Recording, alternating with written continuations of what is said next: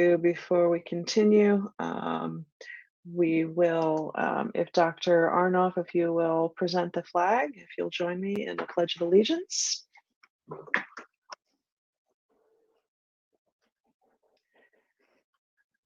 Pledge allegiance to the flag of the United States of America and to the republic for which it stands, one nation, under God, indivisible, with liberty and justice for all.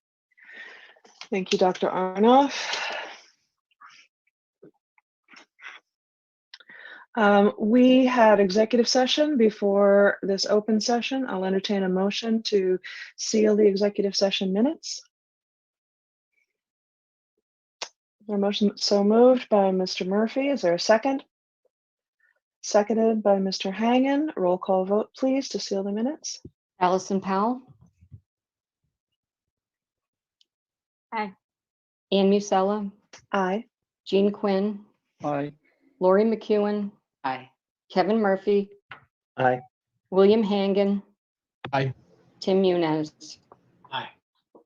Thank you all, and I can report that the committee took no action, so there are no votes to disclose from tonight's executive session. Next up is the agenda item public comment. This is for members of the public who wish to make a comment on items that are not already on the agenda. I don't see any hands from members of the public. There will be opportunities. I'll invite public comment on certain agenda items as well. There's always a lot of interest around the superintendent's report and sometimes the teaching and learning report. So this is the opportunity to make comments or raise issues for items that are not on the agenda. I see one hand raised. Joanne is the name I see.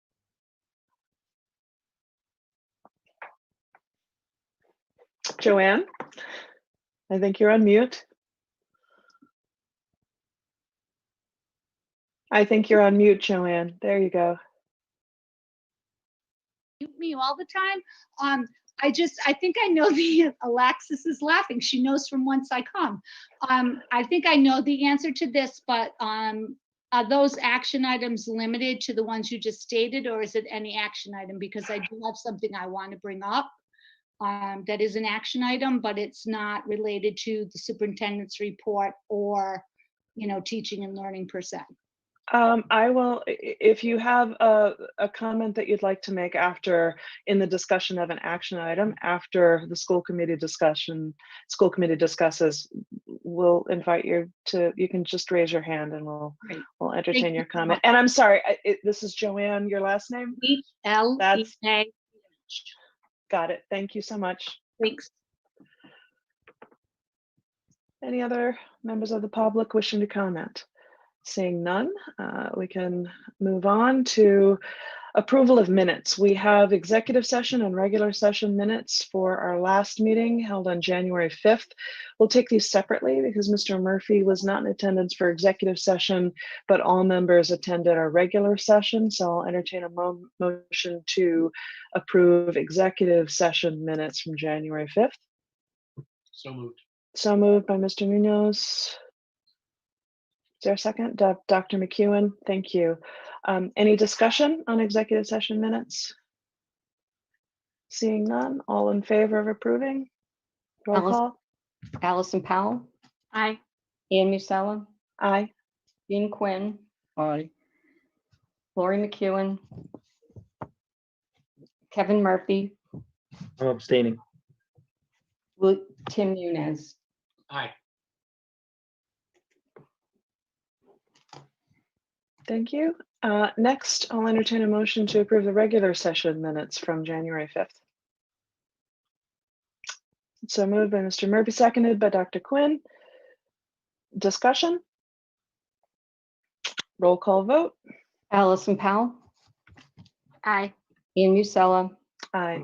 Jean Quinn. Aye. Lori McEwen. Aye. Kevin Murphy. Aye. William Hangen. Aye. Tim Muniz. Aye. Thank you all. Minutes approved. We move on to our action items. The first The first item is discussion possible action regarding extension of post-retirement benefits to non-union administrative employees. Just to provide a little bit of context before I turn this over to our district counsel, Mr. Oliverio, this question has arisen in a couple of different contexts. Primarily, we're talking about post-retirement health benefits for a period of 2 years. This has come up in a couple of contexts that include looking to align our various administrative contracts. The question becomes, who would be eligible? Is this fiscally sound for the district to entertain at this time? And what are the possible ramifications? So I would just turn the discussion over to Mr. Oliverio. This may not be something that this is really for discussion. We've not discussed this since we've reconvened as a new school committee. And this is a discussion that can certainly continue into our meeting 2 weeks from now. Mr. Oliverio? So, sure. Thank you, Madam Chair. So this item actually was supposed to be on the agenda for the last November meeting of the last school committee, somewhat unfinished business. And because that meeting was canceled and then the new school committee stepped in, now is probably a good time to at least have this discussion. But it actually started probably 2 years ago. Every time that this or the prior committee, the superintendent brought before the committee a revised or a new or renewed administrator's contract. There's some old language in the administrator's contracts. And when I say administrators, I'm talking about those employees who are subject to RIDE certifications, who are principals, assistant principals, and the director, managerial supervisory positions, who, for one reason or another, some of those contracts, I would say not all of them, but some of those contracts have had a provision in those contracts that if you retire from the district, if you retire from your profession while you're in the district and you've served 5 continuous years, that you would be entitled to the retirement incentive plan under the teacher's contract. So you go to the retirement incentive plan under the teacher's contract. One such provision relates to a formulaic bonus, if you will, that the teachers receive. Now, the teachers, under their collective bargaining agreement, qualify after 20 years of service. And then they also have under the contract, are entitled to 2 years of health insurance coverage. Under the terms and conditions, they pay their co-premium, et cetera, et cetera. So while these contracts have come up for renewal, and I can think Madam Chair has always raised this, we really need to look at these and kind of align these contracts. Recently, there have also been contracts of non-union administrative employees, such as your confidential secretary, Krista Meglio, such as Rose Emilio, such as Rosette Figueroa, such as people that are in either confidential positions or some in director positions that aren't necessarily administrators under the administrator's statute. Administrators are granted certain due process rights, and they're identified. These are people that may not necessarily qualify as an administrator, but they're non-union employees. And the issue has been raised as to whether or not the district wants to take a look at those and include those folks within whatever the administrators receive. And that's really, I think it's a question. Right now, those provisions are not in those contracts. The non-union administrative employees. We have some people that may be retiring that have been here for over 10 years and are retiring. I took a look, I kind of reflected because I've been here quite a while as well. And I do know that it's been very limited. There have been very few administrators who have retired from the district, so that provision's never been invoked. And it's never really been interpreted. Do they get it? Do they not? The only person that I know that received post-retirement benefits of any nature was Superintendent Meyer, Charlie Myers, back in when he left. But he was also kind of grew up in the district. So he received some health care, but then he started at another district and I think got some health care there. I think that's the only example. That the predecessor to some of these employees never had contracts. The contracts for non-union administrative employees really didn't come around until about 10 years ago when Dr. Mercurio started as superintendent. So that's sort of where we are on this. And I just wanted to frame the issue for you and open it up for your general discussion, or if you have any questions. Thank you, Mr. Oliverio. Maybe we'll start with if I just sum up what you're saying is really what we're talking about is we have a classification of non-union administrative employees who are exempt from the statutory administrative classification. And that's really what we're, administrator classification. So we're talking about that subset of employees. Correct. As a practical matter. Correct. And they have contracts right now with the district. You've all approved those contracts. Right. And they're typically 3-year contracts, all of them. So some of them we may not have looked at for a while. Right. A couple of years, right. That's right. I'll open it up to questions or comments from the school committee. It's kind of an open-ended discussion at first, but any questions, comments, thoughts? Is this something we want to think about acting on? If not tonight, then 2 weeks from now. Do we need more information? Do we need to, part of what we do need to understand is possible potential fiscal impact. What the provisions really say. What percentage of the benefits would we be offering? What is the dollar amount? Does it need to be consistent if it's a subset of employees? Does it need to be completely aligned with the administrator contract, with the other administrator contracts, or can it be something else? So there are a lot of things to consider.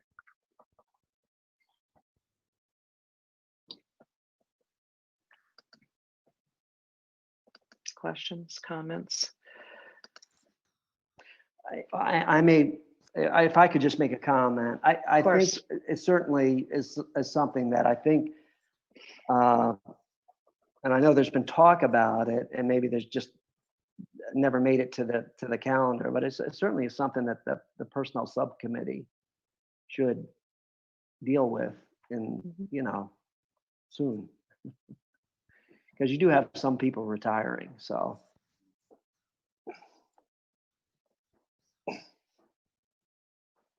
It should be an issue.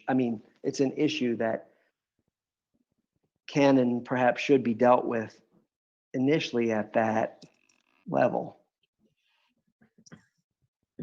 Just a suggestion. Sure. I do, yeah. Madam Mr. Chair, Murphy, of course. I don't know how to frame this either. I'm trying to, I read the letter and, without mentioning the draft, the person who drafted it, it was requested in the letter to address this matter as soon as possible, given time constraints. So I'd like to accomplish as much as possible now. If Matthew can help us navigate the conversation, you know, I'd love to try to address as many things as we can, maybe today, and if it pours into next meeting, that's fine. Matt, would you mind if I ask you a question? You can ask me a question, sure. Okay, all right. So, That's what I'm You here know, for. yeah. So, it, the gist of the letter is, they're trying to make sure, obviously, they receive the benefits, and that's kind of this general comment of if it's one way, you know what I mean. It shouldn't be one way for one class and another way for another class. But I also understand there are some, the timeline is different for different employees. So someone who was hired, after, I mean, there was a person that was employed for 30 years and there was no contract. So, there's nothing we can do about that. I'm not trying to, revise the four corners of the agreement, but what can we do? What should we do to assist? Well, look, what you have is you have a defined contract that provides certain benefits. It does not provide for post-employment benefits. And, it's really an issue as to whether these are unique circumstances and you want to make an exception and grant. I mean, you have to look also at the fiscal impact of that. So it's not my decision. It's going to be a decision. That's why I suggested perhaps that the personnel subcommittee is the body that initially should convene within the next week or so and address this issue. Madam Chair, can I read my letter, please? Since my name was mentioned. Ms. DiMaglio, you're of course you're welcome to. Thank you. In October of 2020, I asked the school committee to consider my request to receive the health and dental benefit and retirement incentive plan, which is included in all other non-union administrative contracts and mirrors the language in the teacher's contract. The retirement incentive plan offers the benefits listed on pages 44 to 45 of the EGA contract, sections A6-A6 4.1. My original request in October was to remain on the health and dental plan with the district and pay the 20% co-share as noted in A6 3.1. The 20% co-share means I would contribute $1,712 annually, and the district would contribute $6,848 annually for the 2 years. This is exactly what they pay for the teachers. On October 2020, my request was heard in executive session. I was excused from executive session, was not present during the discussion with the committee. After the session, I was told the request was tabled because there were various questions, and also one member thought this was not something that should be heard in executive session, but should be vetted in open session.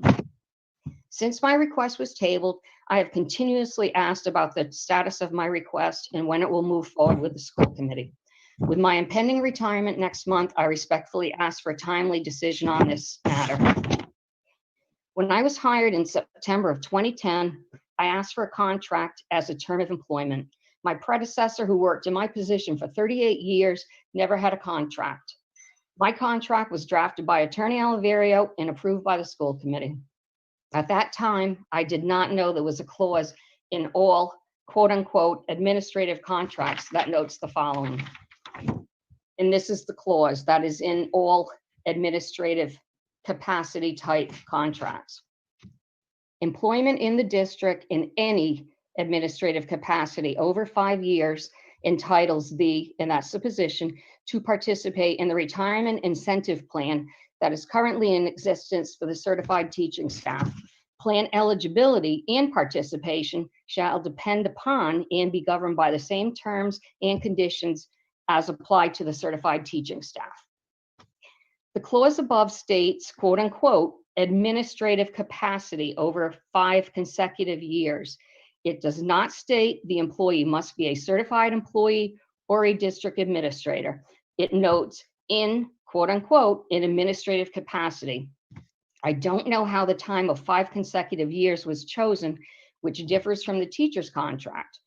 In the teacher's contract, Article A-6 includes all articles from A-6 through A-6.4. While the clause could be open to interpretation, it has never been questioned nor changed in any contract. To me, that means everyone who read and then voted to approve the contract understands the meaning of the clause. It should not be open to interpretation or picking or choosing what it covers. It is clearly defined for the teachers. With the hiring of new staff last summer, I noticed that all quote unquote administrative type contracts have that clause. To date, in my 10 years in EG, I don't believe there has been anyone in an administrative capacity that has retired from the district and has taken this benefit. Most employees leave the district to move into another position. Within the past 5 years, other non-union administrative positions have also been given contracts: HR coordinator, staff accountant, and the admin assistant to the special ed director. These positions never had contracts in the past. These contracts were drafted using my contract as the template. Therefore, they do not have the clause regarding the incentive retirement plan. I truly believe the retirement incentive clause was omitted from my contract in error. My position and the positions I noted in the previous paragraph meet the criteria of the retirement incentive plan and therefore should qualify the same benefits as others who work in a quote unquote administrative capacity. Thank you for your time. Thank you, Mrs. DeMeglio. I appreciate you're taking the time to present that information to us in writing and again tonight. Again, I'll entertain comments or questions from the committee. Ms. Musella? Yes, Dr. McEwen. So if this is something that should be taken up by personnel, we can, Mrs. Meyer and I were going back and forth over trying to get some dates. We can try to get something on the books very quickly if that's the best way to proceed. I will just say that if the committee decides this is something they want to vote on tonight, I would have to unfortunately vote against this because I do not feel like we are in a position to change a contract that was entered into in good faith by a previous school committee, whether things were omitted or not. That is the due diligence of both parties when a contract is entered into. And so I'd gladly take it up. I'm not weighing the merit one way or the other, but I would be voting no tonight. So. Thank you, Dr. McEwen. Mr. Murphy? Given Dr. McEwen's comments, I'm fine with, pushing the matter to personnel. They can have a thorough vetting and review.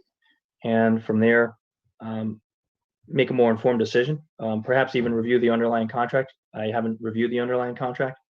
So while the letter was detailed, there might be other sections that need to be considered.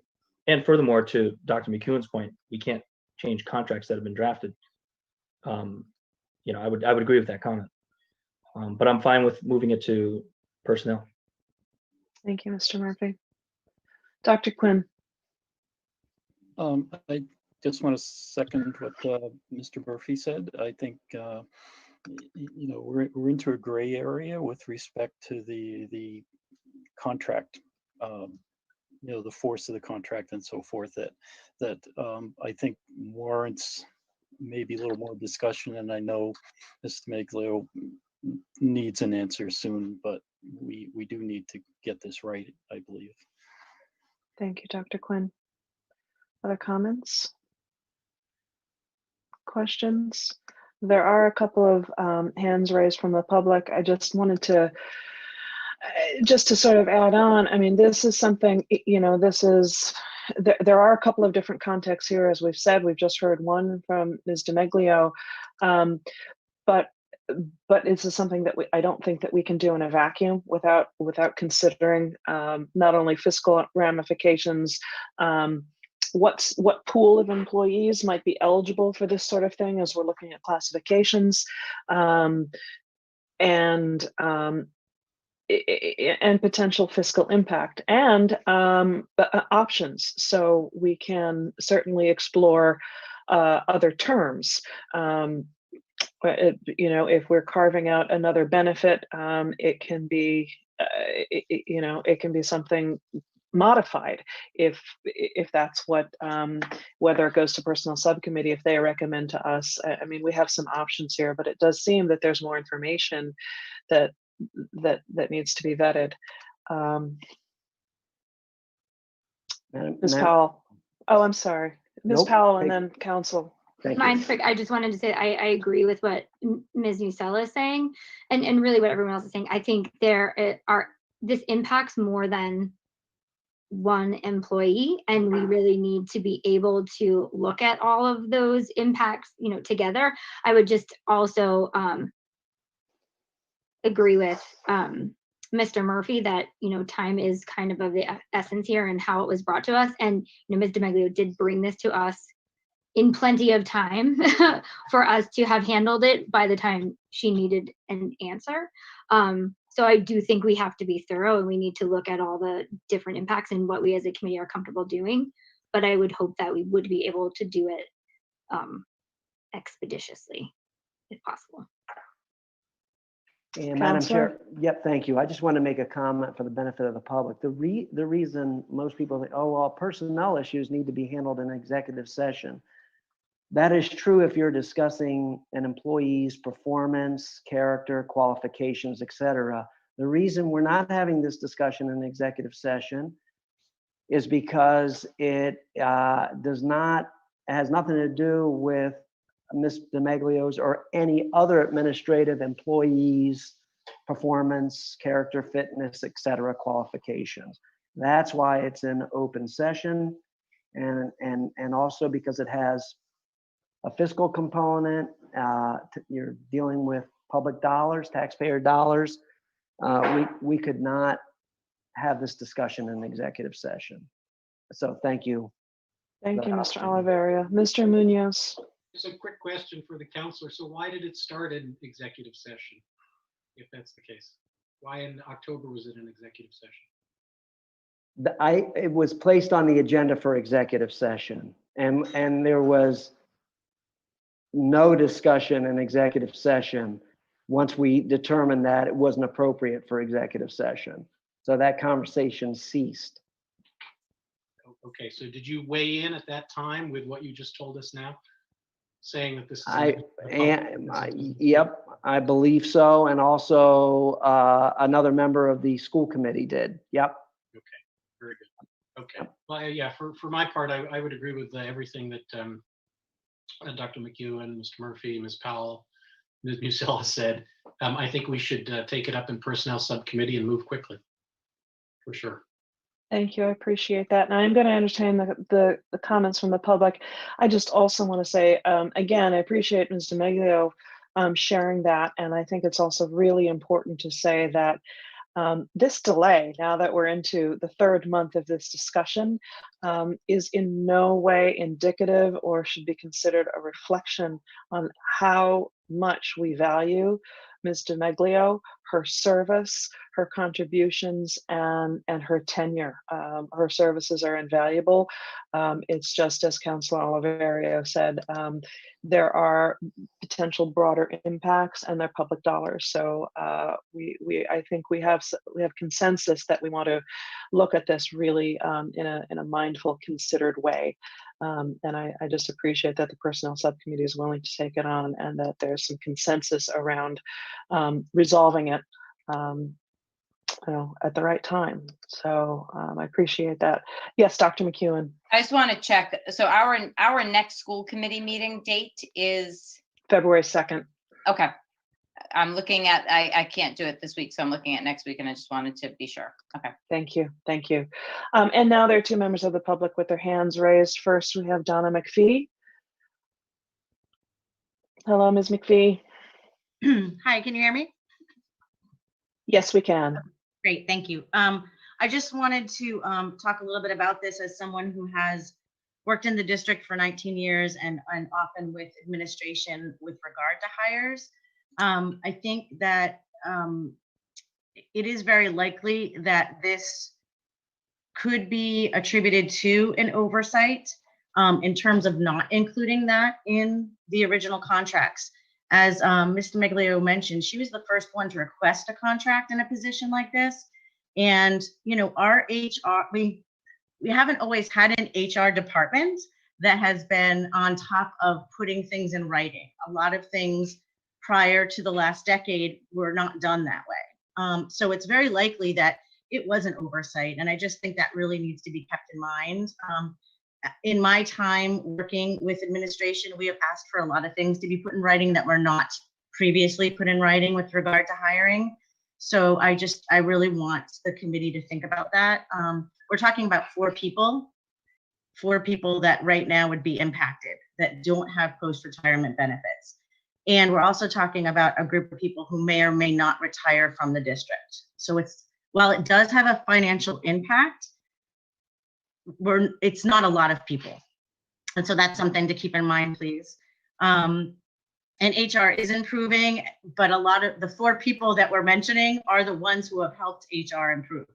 And so just a little bit of interesting alignment there. And I think in terms of alignment, it's important. I know you mentioned that you were trying to align things. I think that would be really critical to do at this point in time. And you have a model in place that would be a good one to use. And that's why I think it was used in the other administrators' contracts as well. It's unfortunate that it has taken this time to talk about it. It's taken since October. So I would hope that you'd be able to act quickly and that this will be able to be settled for those 4 people so that all people in the district understand what their post-retirement benefits would be. Because if someone retires from this district, I think it's important that we honor them in that way and honor their work in that way. So thank you for listening. Thank you. Thank you very much for your feedback. It's much appreciated and the historical perspective. Thank you. Joanne, Ms. Leach.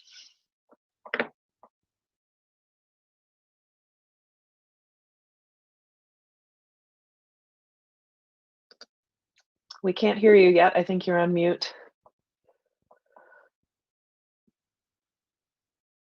Still on mute, Joanne.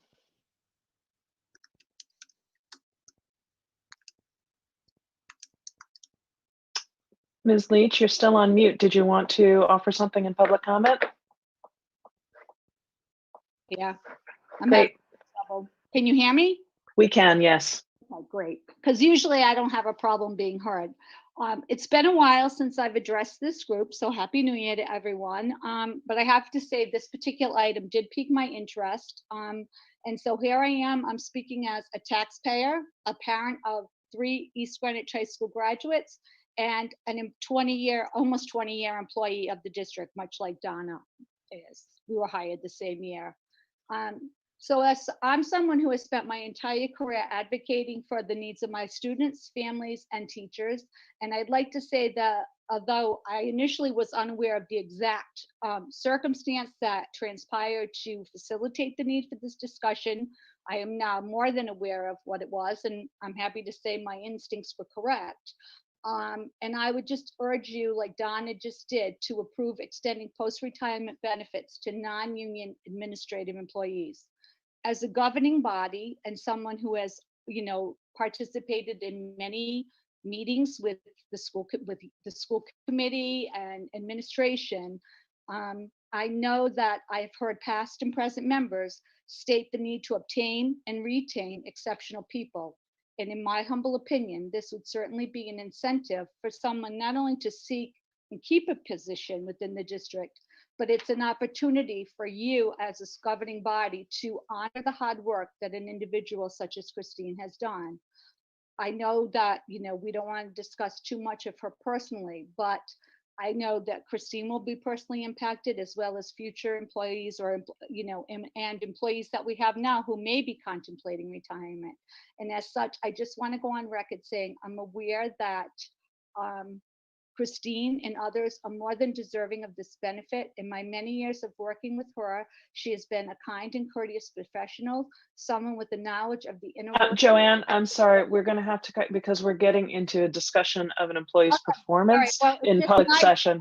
The last thing So I'm going to say, in my opinion, he's gone above and beyond, and this is your chance to go above and beyond on her behalf. That's just my opinion as a Thank taxpayer. you. Thank you. Appreciate your feedback. Thank you. Sorry to cut you off. When I see our council's hands waving, I have to react. So thank you.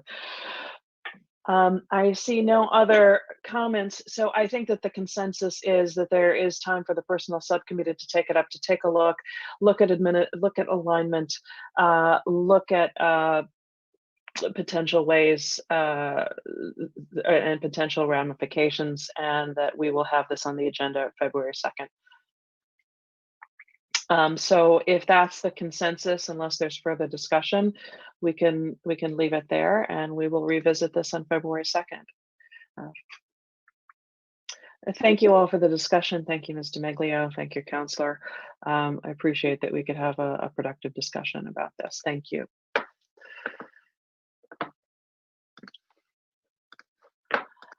Next action item. We have a homeschool request, grade 5. I'll entertain a motion to approve the homeschool request for grade 5. So moved by Mr. Murphy. Is there a second by Dr. Quinn? Any discussion? All in favor? Roll call vote. Allison Powell, Aye. Ian Musella, Aye. Jean Quinn, Aye. Lori McEwen, Aye. Kevin Murphy, Aye. William Hangan, Aye. Tim Muniz. Aye. Thank you all. Request approved. Next item on the agenda is approval of the strategic plan steering committee members. This is exciting work that we're doing. We've gotten a lot of interest. Who wants to take this? Should I turn this over to Mrs. Meyer, Dr. McEwen, to Mrs. Meyer?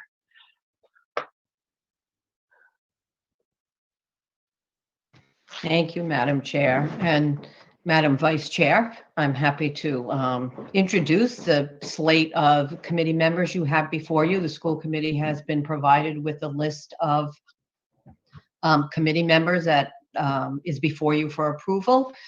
If you think back to the charge spoke about some specific roles, but also a committee of between 20 to 40 people.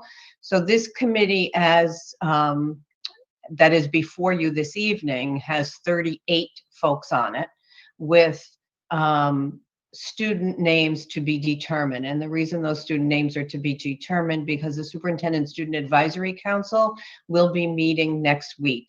And on that council, I have 52 students that will be participating. So we have an Advisory Council 1 and an Advisory Council 2. So I thought that I would reach out to those students and select from both group 1 and group 2, and we'd have 2 students that sat with us as a steering committee. We had 53 folks submit interest to serve on the committee. So in speaking with my design team members, Madam Chair and Madam Vice Chair, you know, we certainly didn't want to leave anybody off, but we had to have a manageable committee, and we would certainly find ways to engage all folks that wanted to participate in this. So I put before you a list of committee members that is a really nice cross section of our district, and ask for your approval of those members. Thank you, Mrs. Meyer. Dr. McEwen, do you have anything to add, or should we go ahead and ask for a motion, then we can discuss further? Only to thank those who volunteered, who wanted to be part of this. And we know that there, if, you know, we tried to limit it to the number, and we may have had some more folks. And so anybody who reached out and isn't a part of this, we have your email, and we're going to find a way to incorporate you. I think there were a lot of parents who were interested, and we're going to make sure that we have parent forums that are very targeted and make sure we are inclusive of anyone who showed interest.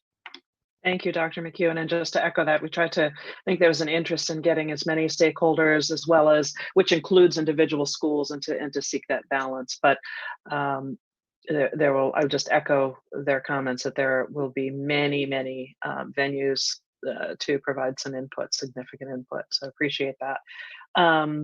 With that, I guess I would entertain a motion to approve the steering committee. members. So moved by Ms. Powell. Is there a second? By Mr. Hangan. Yep. Any discussion, further discussion? All in favor, roll call vote. Allison Powell, Aye. Ian Musella, Aye. Dean Quinn, Aye. Lori McEwen, Aye. Kevin Murphy, Aye. William Hangan, Aye. Jim Munez. Aye.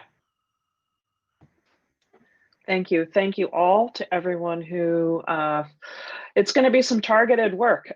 So I really appreciate the commitment, everyone who's willing to commit, and just really the community engagement around this really important and exciting work. So thank you all. Can I just say, I just want to say to those who were just confirmed as part of it, we will, I think, be sending out an email. I'll confer with, the two of you as well by the end of this week with the Zoom TBD, even if we don't have a fully fleshed out agenda, but just so that people know. I believe we had a first meeting on the calendar for next Tuesday night. Isn't that correct? And so yes, yes, time to be TBD, but the general time. So just a few of those details to be firmed up, but each date set. Yeah, but anybody who's on this call who was on that list, know that we will be in touch. And yes, we do have a first meeting on Tuesday, the 26th. And we do just have to make the list public. That was my question, whether it's been posted already or not. So I assume if it hasn't been, it will be shortly. Yep. Thank you. Under the school committee subcommittees section, right? Advisory committees. Yep. Thank you. Next item of business is approval of an administrative contract for the confidential administrative assistant to superintendent and the clerk to the school committee. Mrs. Meyer. Thank you, Madam Chair. I am pleased to have a contract before you for somebody that will have very big shoes to fill, and that is Ms. DeMaglio's as she anticipates her retirement. But Ms. Amy Healy is here with us this evening. You have a contract before you for her employment with our district. She comes to us from North Kingstown. She actually serves currently in the next week or so, I believe, as clerk to the North Kingstown School Committee, and has served as an assistant to a previous governor. So she comes with wonderful experience. We look forward to her joining our district in that capacity. And I believe she's here with me this evening, Madam Chair. So it is my recommendation that the school committee approve her contract this evening. Thank you, Mrs. Meyer. And we're excited that Mrs. Healy has joined us.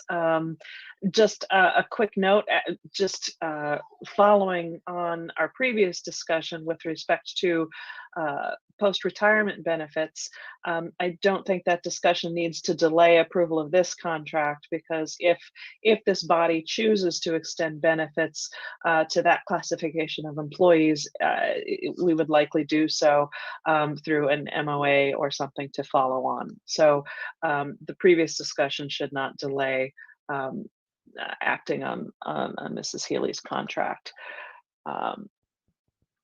So that said, I'll entertain a motion to approve her contract. So moved. So moved by Dr. McEwen, seconded by Dr. Quinn. Any discussion?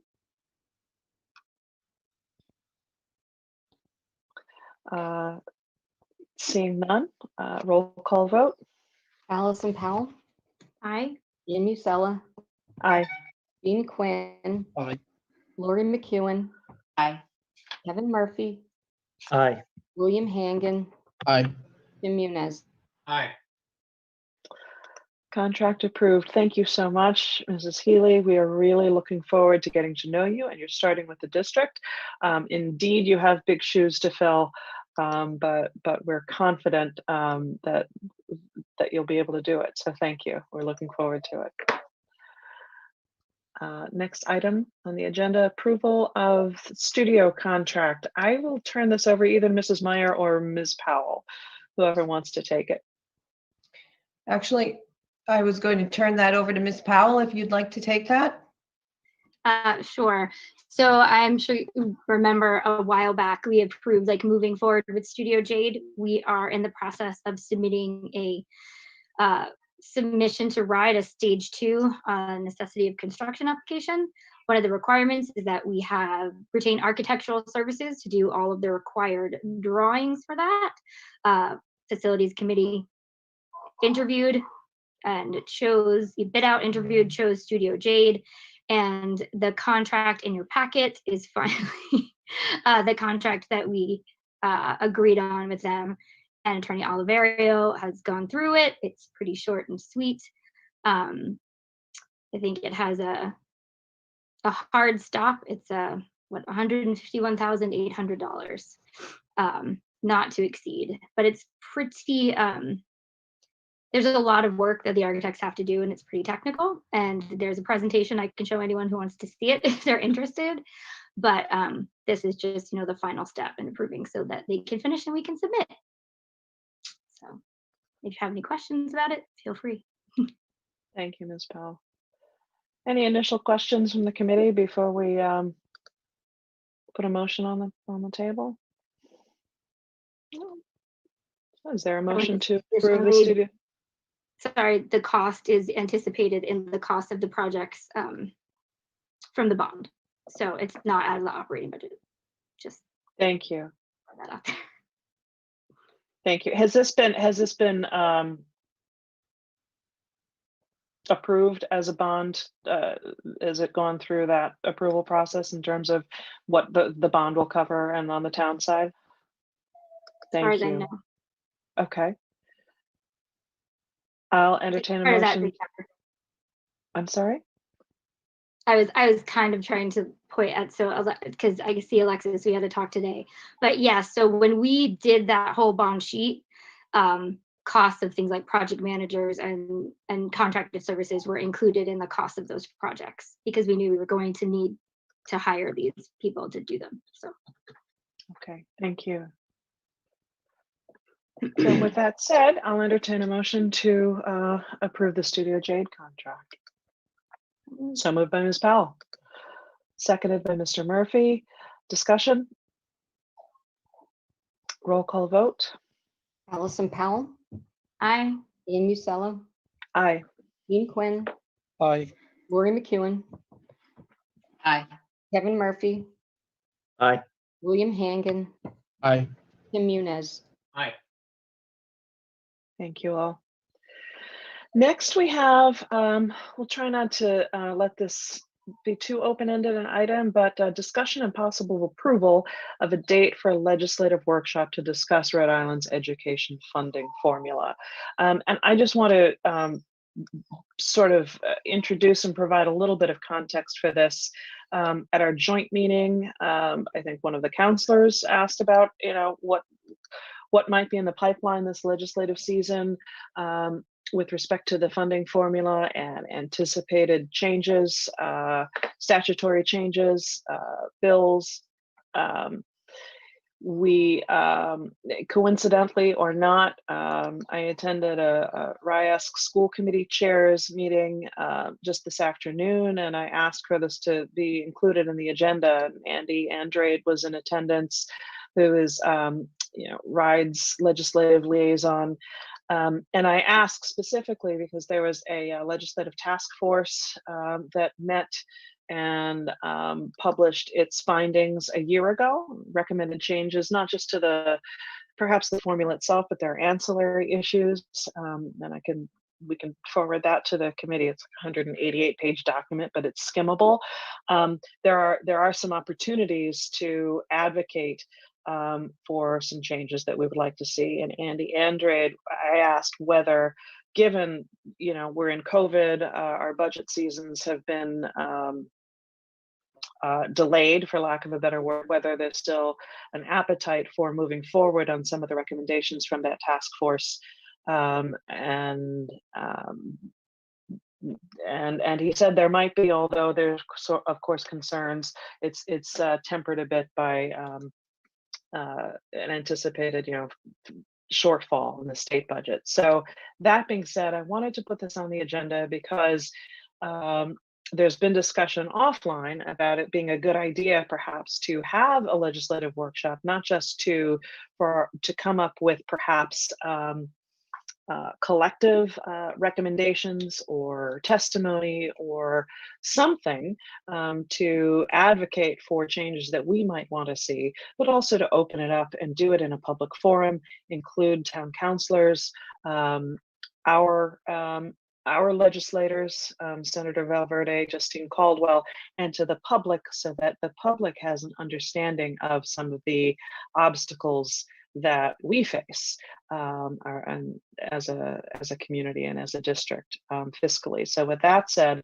I reached out to Dr. Quinn and Ms. Powell to see if they would, if this body would want to have a workshop, even though we've got a lot going on the next couple of months. I first wanted to see if the school committee as a whole sort of had an appetite for scheduling an hour to an hour and a half workshop.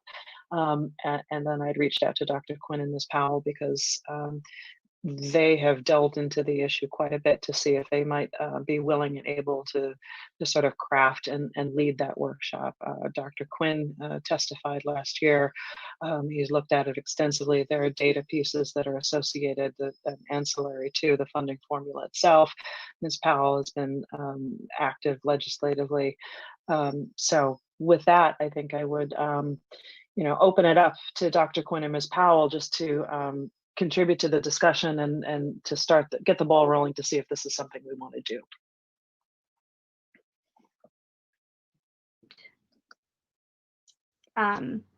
Go. So yes, just following along with what Ms. Musella said, this is something, Dr. Quinn and I have looked in at the formula, trying to at first understand it as a new school committee member, and then, building upon it from a legislative perspective as an area where this body could potentially do some strong advocacy at a state level in an attempt to impact how districts are funded by the state.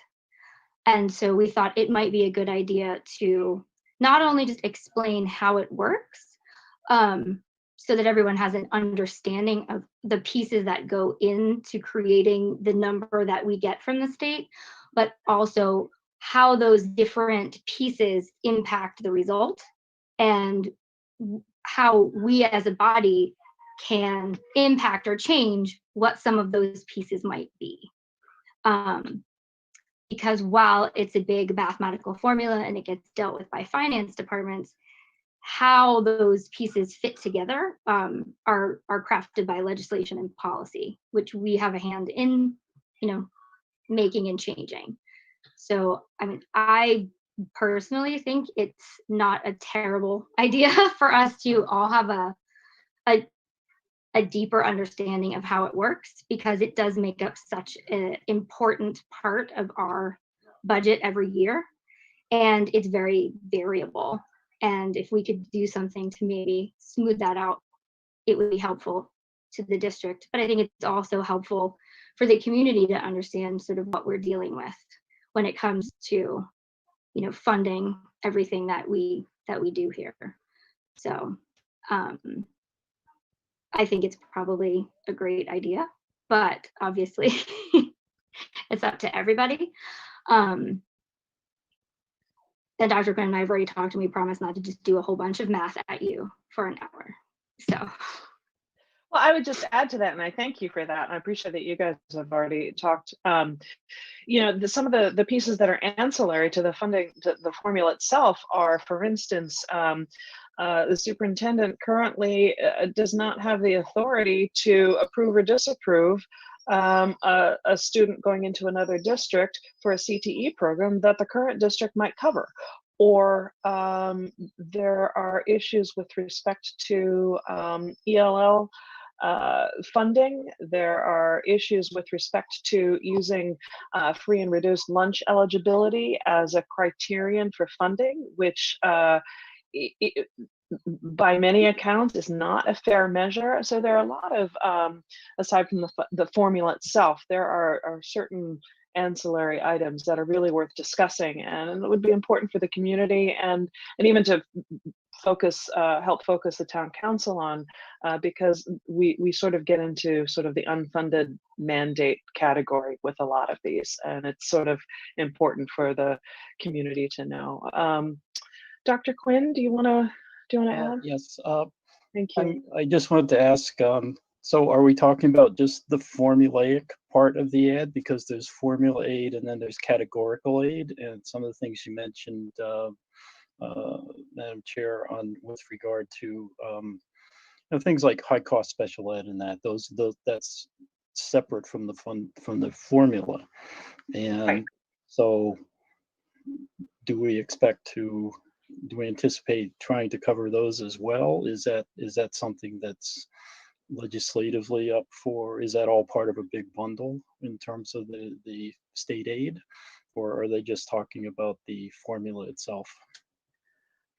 I think that it's up to us to decide what we want to talk about, and I think it may be, to your point, I think it may be important to include some of the aspects of categorical aid, but I would leave that to, you and Ms. Powell to work through. But if you take a look back at the task force's findings, they raised a lot of really good issues that, like I say, are ancillary, that would fall into categorical aid versus the formulaic aid. And I think we wouldn't have to delve into all of them. We could choose, going into a workshop, what items we would really want to focus on, so get the biggest bang for our buck, as it were, just in terms of community engagement.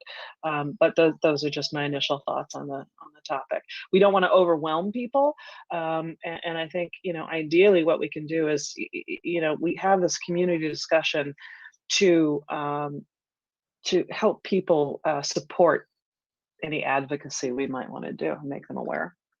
Right, and there have been complaints from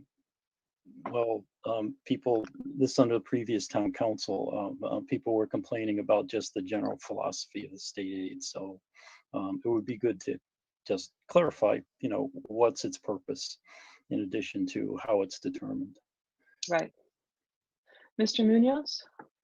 Yeah, I just want to say, I think this is really important, very timely. I endorse it 1,000%. I think Dr. Quinn and Ms. Powell are eminently qualified to lead us through it. But, I think it's really important on several levels. I mean, if we're the #1 rated school district in the state, we should take a leadership position. That's a belief I have across the board. And so, we should know as much or more about this in other districts. I've been looking at Barrington just for some comparative purposes and stuff like that. And I can tell you, they do some things that we don't. And there's a body in the town that's kind of a bridge between what the town council does and the school committee does. So they have a very different governance structure. But all that being said, they are all over this. They do 5-year plans. They all have projections on state aid, even when, there are a lot of factors that you don't know at that time and stuff like that.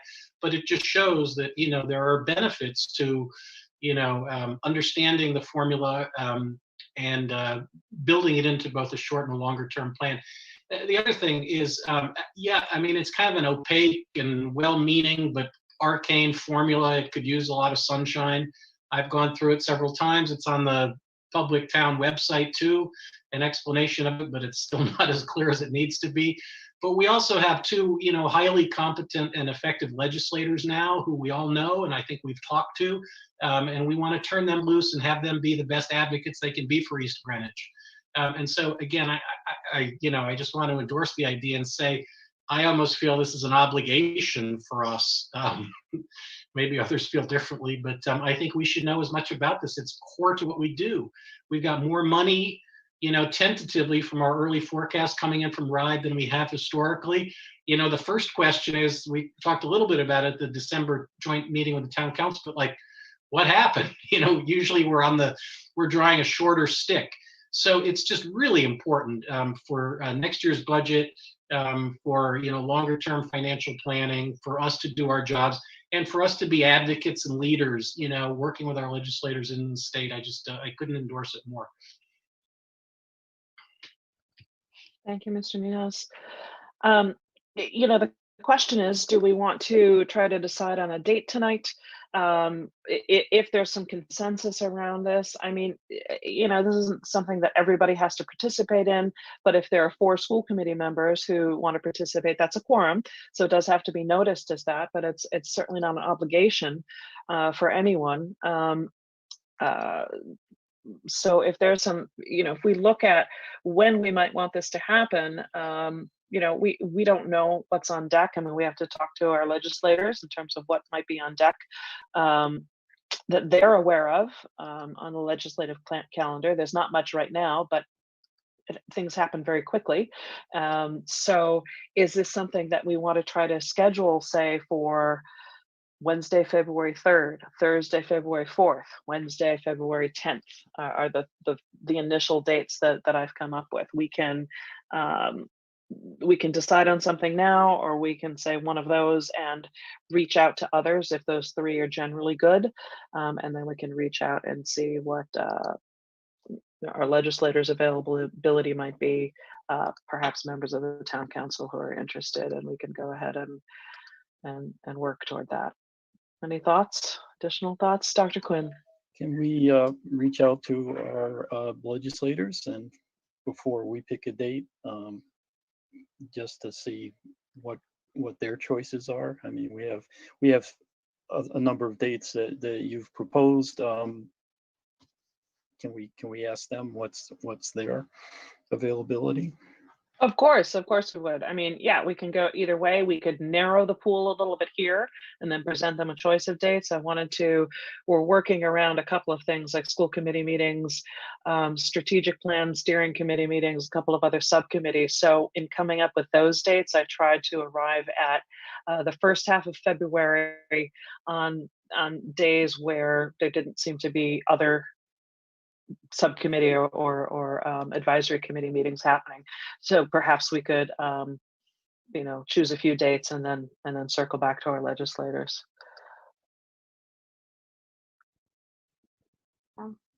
Those are fine. And those are fine with me if you want to. If we don't have any initial conflicts with those 3 dates, sort of evening time, 6 or 7 o'clock as usual, we can float those. And then we can schedule it, and I'm happy to offer any assistance I can, another set of eyes or whatever you might need or not. Looks like we have some consensus around that. So thank you. I appreciate the discussion, and I appreciate the work that you have and are willing to put into it. Thank you. Madam Chair. Yes, Mr. Murphy. I don't know if this impacts anyone, but Mondays, Thursdays are a little bit challenging for me. Just putting that out there. Okay. I may or may not Thank participate, you. but I just wanted to mention it. Thank you. So we have a preference for Wednesdays. Dr. McEwen. Yeah, this isn't on this item, so if I'll let you conclude this. Okay. I think we have 3 possible dates with a preference for those Wednesdays, and I think there's some consensus that we want to try to do this the first half of the month, so that in case there is anything in the pipeline legislatively, we can be in front of it. I think, is that kind of our sense? I see some nodding. All right, great. Thank you. All right, so I think we'll try with those few dates. I think the next week we're off. I think that's February break, so we don't want to get into that. So hopefully one of these dates will work. So thank you. We have another action item, Dr. McEwen. Yeah, so I think I just needed to ask point of order because I was distracted by thinking about the personnel subcommittee. Did we do the homeschool request? Yes, we did. Okay. That was a quick one. Very right. quickly. Thank you. Thank you. So we have our final action item is a request for a new position, Systems Administrator, Technology. Either Mrs. Meyer or, thank you. I will start, Madam Chair, and then Dr. Arnoff will provide some details. I want to give the funding aspect of this so that you understand the context. In our fiscal year, in this current fiscal year budget, we had the budget that was approved by the school committee and certainly endorsed by the town ultimately, included 2 positions for the high school, and those positions were based on enrollment needs. And at the time, Principal Pedraza had anticipated needing 2 full positions in order to meet the course selection process that students had submitted. It turned out that that was not needed, only 1 position was needed. So that funding does exist. As you know, very intimately, our technology needs are ever growing, and certainly this year has exacerbated, and we have learned a great deal about those needs. If you think about the amount of machines, I use the word, whether they are Chromebooks, laptops, a myriad of technology hardware that we have in our district, along with the systems that we must support. That really demands the position of a systems administrator, especially as we start to think about software needs, security needs, being able to manage all of that. So without going above my knowledge, I will ask Dr. Arnoff to explain to you what a systems administrator does and how that would support our district, and then I can respond to any fiscal questions you may have. Good evening. Let me do 3 things. 1, briefly give you kind of an overview to give you an idea of where the system administrator sits in the overall scheme. Secondly, a little bit about the position itself, and then third, I'd be glad to take any questions you may have. If you think about the entire component of our technology as 3 parts, the first part being the network, all the stuff that sits in the closets, the stuff we don't see. That really is the heart of the system. Sitting on top of that heart is the brains of the system, which are the servers and all of the software that we use to run our school district, like Frontline and Aspen, as well as all the instructional and assessment software that we use throughout the district with teachers and students, including Renaissance and IXL and many others. We also have approximately 15 applications to which we give a feed every single day out of Aspen.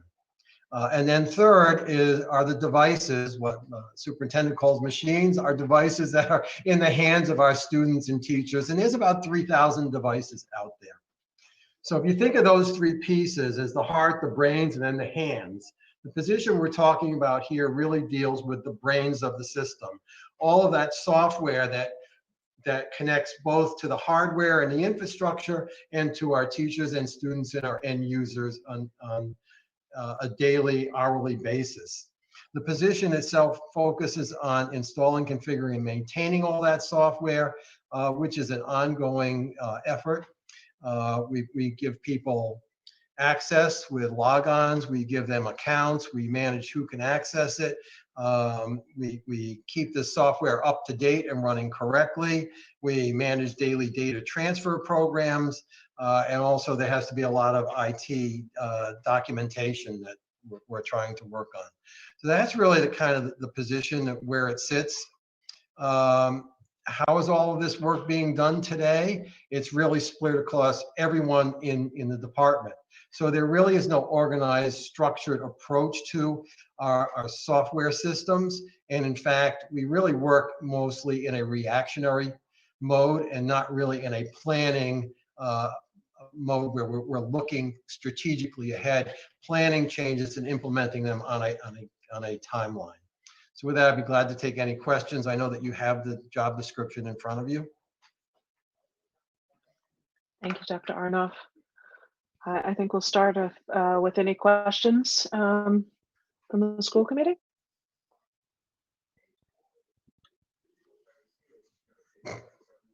No questions? Dr. Quinn. I think you're on mute, Dr. Quinn. Sorry. Not so much a question, but a comment. The smooth functioning of the IT function is absolutely critical in this COVID environment, as we've and we've come to rely on it really just for many basic functions that we didn't really have to support before this all hit. And I think, there's a risk to not having a centralized system administrator function that is responsible for all this. If everybody's just kind of doing this as, oh, when you get time, take care of this, it produces a fragile environment, and I don't think we can afford that. Thank you, Dr. Quinn. Counselor Oliverio. Yes, thank you. Dr. Arnoff, is this a managerial supervisory position? In other words, would this position be sort of your assistant, like an assistant technology director, where he or she would supervise other computer technicians? It would be Address that issue? It would be an exempt supervisory position, but we really work as a team, so there really wouldn't be anybody under them specifically. But this person would have the ability to direct and supervise other technicians, correct? Yes. Okay, thank you. Thank you, Counselor. Mr. Munoz. Yes, maybe I missed this, but Mrs. Meyer or Dr. Arnoff. So Mrs. Meyer, I was writing notes. I might have missed this, but so you said there are 2 positions for the high school in the current budget. So this is an incremental 3rd position? No, it would not be an incremental 3rd position. My apologies, Mr. Munoz. I should have been clear. I was just talking about funding for that. We would be reappropriating the dollars that were in the budget to support a teaching position, which is what was originally budgeted in the fiscal year, and applying those funds to support the systems administrator. That position was not needed based on current enrollment. Okay, thank you for that. And yeah, and just, I don't know if it's possible at this point, but maybe Dr. Arnoff or Mrs. Meyer. With 3,000 devices, which is a surprising number, but it makes sense, I guess. And do you have, I know you're working on budgets right now, Maggie, I've been talking to Maggie and stuff like that, so I'm sure you're well along in this, but in terms of demand going forward, I mean, I can only think that we will probably have maybe more devices next year, that we might have a few more, software programs, we might have more, network capacity needs and stuff like that. So I guess just in terms of how future-proof this is over the next 2-3 years, what are your thoughts? We will be increasing. I mean, we have 3,000 devices that are district owned. We're about to let students put their personal devices back on the guest network as soon as we filter it. That's another 3,000 to 4,000 devices that we manage. So it doesn't go down, it keeps going up, but the use has also gone up considerably. Our teachers are now using technology in classroom instruction. It would have taken us 5 to 6, 7 years to get where we are in the past almost a year. So we're also getting a lot more integrated use of technology with teaching and learning, as well as all of the more rigorous strain that's being put on our networks and our systems, because they really weren't built for 30 people in a classroom and 20 classrooms in a school to all be on streaming video at the same time, let alone multiply that across all of your schools. So yes, there's been a lot of change and a lot of growing to support that use and that demand. Yeah, okay, thank you. But so just to clarify, it's an interesting data point. So you expect potentially twice as many devices on the network next year because we're allowing personal devices on, yeah? Yeah, we did allow them before. We had to take them off for a while, but we need to have all of our students and staff devices filtered. Our guest network has not been filtered. We will be doing that once we get it through our internet filter. Then we'll let them put their devices back on and be able to manage them a little better. Yeah, thank you. Mr. Murphy. Thank you, Madam Chair. Mr. Arnoff, if you could just talk about a couple bullets. One was the managed backup and disaster recovery. Mm-hmm. Would you mind just talking a little bit about redundancy and also patches? And if you have a patch plan. So Redundancy, as I explained back when I did the presentation, we are building out a redundant system by adding to Cole as we upgrade our wireless and our wired network.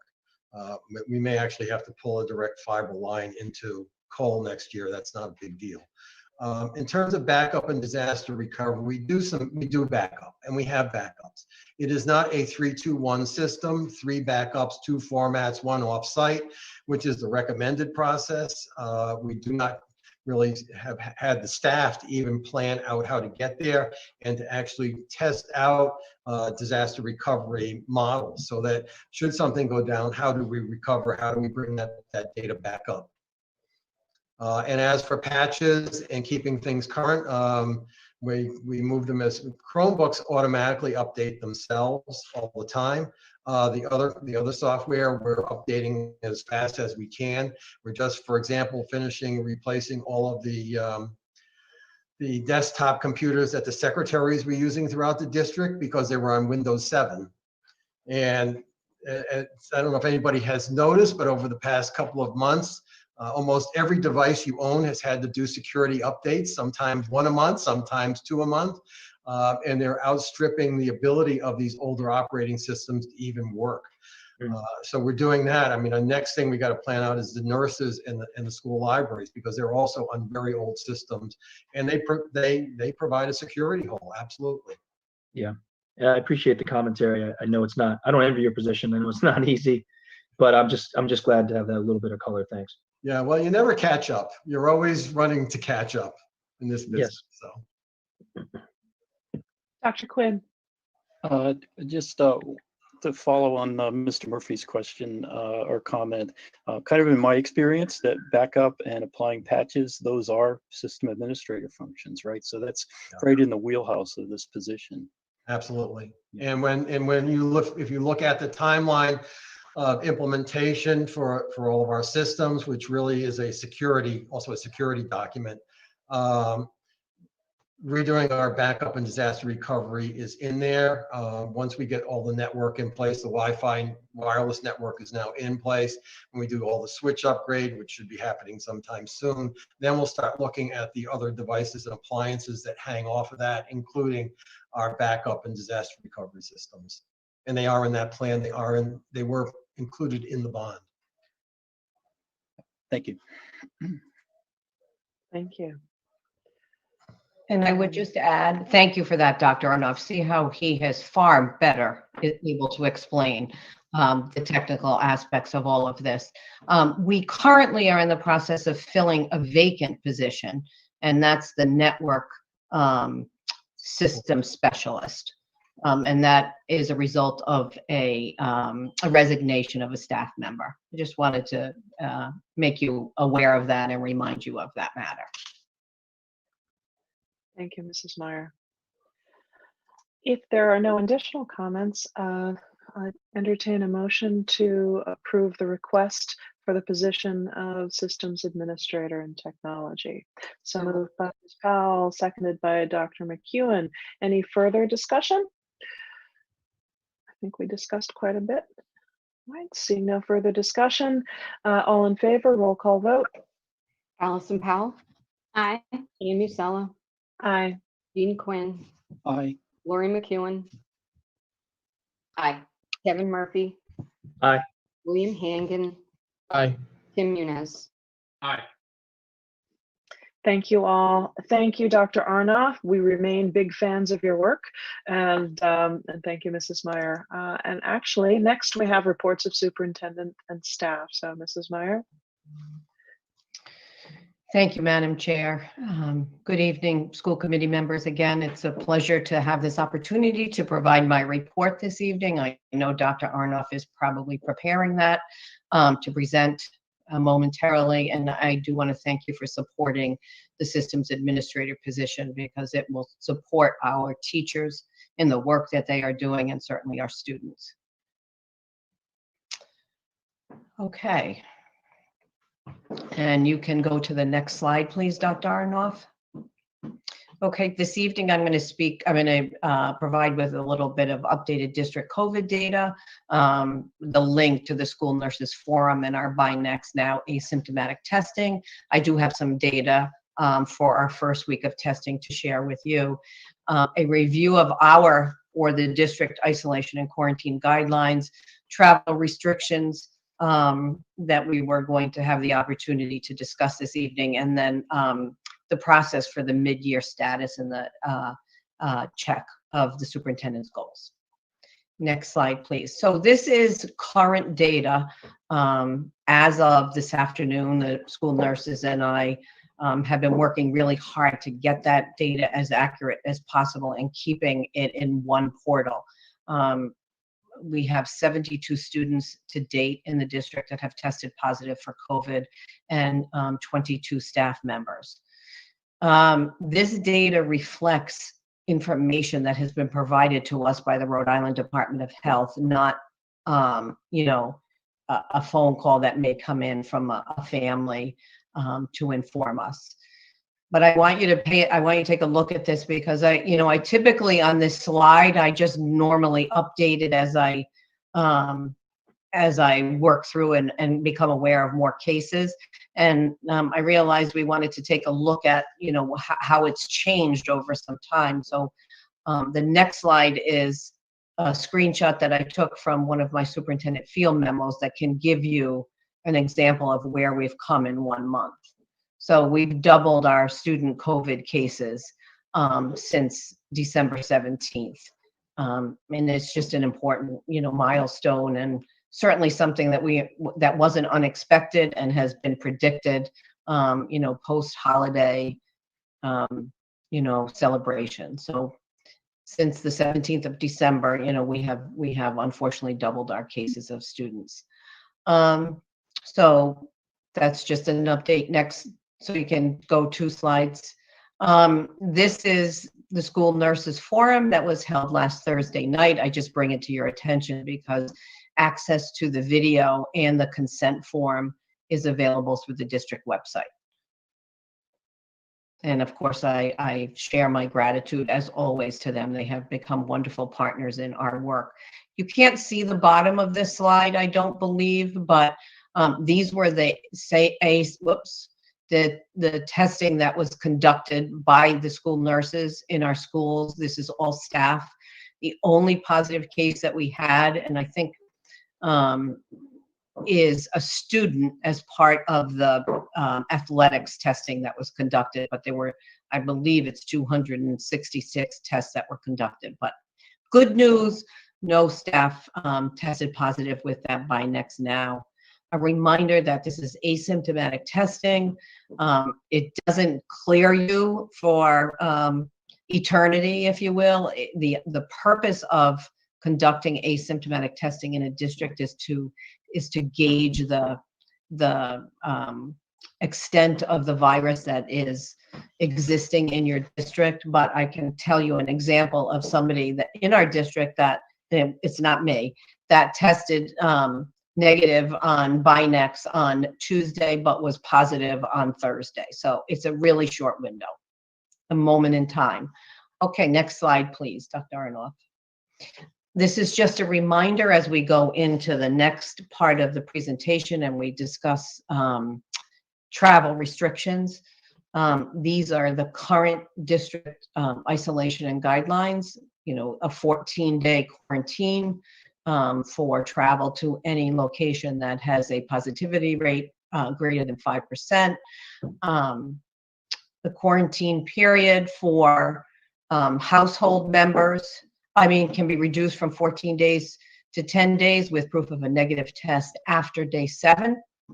And then household days as a longer quarantine period, depending if you cannot totally isolate in the house. Now, next slide. So what authority does RIDO have, and how do districts or LEAs actually implement what the quarantine guidelines are? So the governor's executive order allowed for 3 quarantine options for LEAs or districts. as they say, and this comes directly from RIDO. 14-day quarantine is a gold standard. 10-day quarantine is allowed. A 7-day quarantine with a negative test, that's the antigen, that's the Binex now, or the rapid test, or a PCR, that's the longer test, on day 5 or later. For any of these options, as RIDO says, individuals must monitor for symptoms for 14 days. RIDO does not dictate which options school or districts choose to implement. This is really important, and they've made mention of this in a couple of documents. Now they recommend universal testing of all close contacts. It's an important thing to know. Next slide.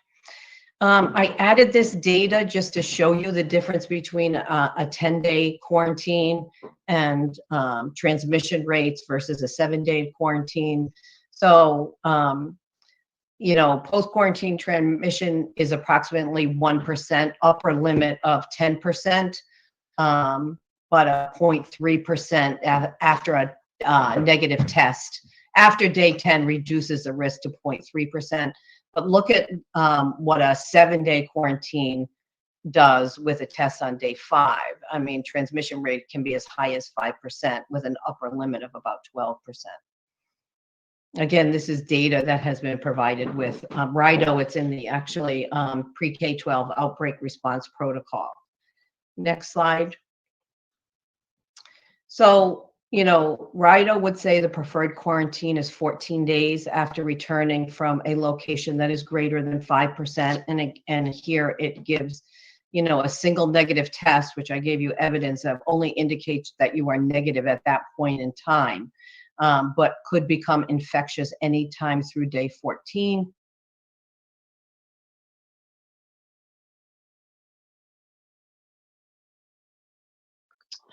Mrs. Meyer, we lost your audio for some reason. I think your connection might be. Mrs. Meyer, we lost your audio. We don't have your audio. Now we have you. I think there was a break in your connection, but we have you back. Okay, Dr. Arnoff, I think there's one more slide about travel, and then we can engage.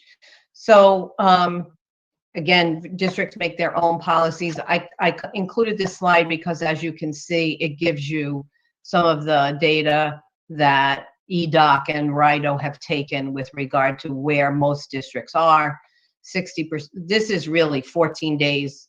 This doesn't even reduce the 10 days outside of the travel. 60% of districts are staying with that 14-day quarantine at this point in time.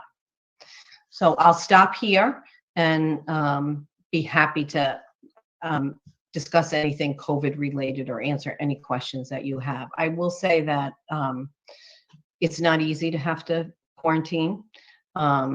It's not fun, and I know what a challenge it is on families and individuals. You know, Dr. Jha recently, as I think last night, was on national TV, and many of our medical folks are saying, you know, the next month or so is going to be difficult. And then, you know, that finish line becomes a little bit closer. So that's where we are. You know, our school nurses do support the 14-day quarantine for travel, as does Dr. Silversmith at this point in time. But I'm happy to answer any questions. Thank you, Mrs. Meyer. And I just actually have one very brief question. I just noticed for the first time you pointed out that those are numbers, positive instances to date per school. So that's a cumulative total of positive rates in our school. It's not who we have out at one time. It's cumulatively. That's Thank correct. you. That's correct. Thank you. Mr. Munoz. Yes, quick one. Mrs. Meyer, I asked you this the last time. Any update on the vaccinating faculty and staff? I know it's a moving target, but have you heard anything since? That's a great question, and I'm glad you asked because I meant to make some remarks at the start. I will tell you that the legislature has endorsed, or a member of the Rhode Island legislature has endorsed, a letter written by the East Providence superintendent advocating for vaccine or priority for teachers and school staff. And my understanding is the Commissioner of Education will be supporting or will be distributing a document similar to that, supporting for school staff being escalated in the phasing of the vaccine. I support that wholeheartedly. No, right, we all do. And just roughly what time frame are we talking about then, if that were to take place? I think, Mr. Munoz, unfortunately, the lack of vaccine that's available makes that completely unknown. Okay, tomorrow we'll get more clarity on vaccines. Perhaps, perhaps. There is no stockpile, so. Thank you. Additional questions or comments on the COVID update and the travel restrictions discussion? And I appreciate all the data that you provided us and the context. It's important, and I just hope that we can all hang in there a little bit longer, because we'll be much better off if we do. I just hope as a community we can. I know that I feel collectively we are all at a breaking point, because we're coming up on a year of this, and it's difficult for everyone. I hope we can just hang in there. Thank you. I appreciate it. Just other discussion before we move on. So the next report item is the mid-year check-in of the superintendent's goals. So I'd like to turn this over to Dr. McEwen as chair of our personnel subcommittee, if I may.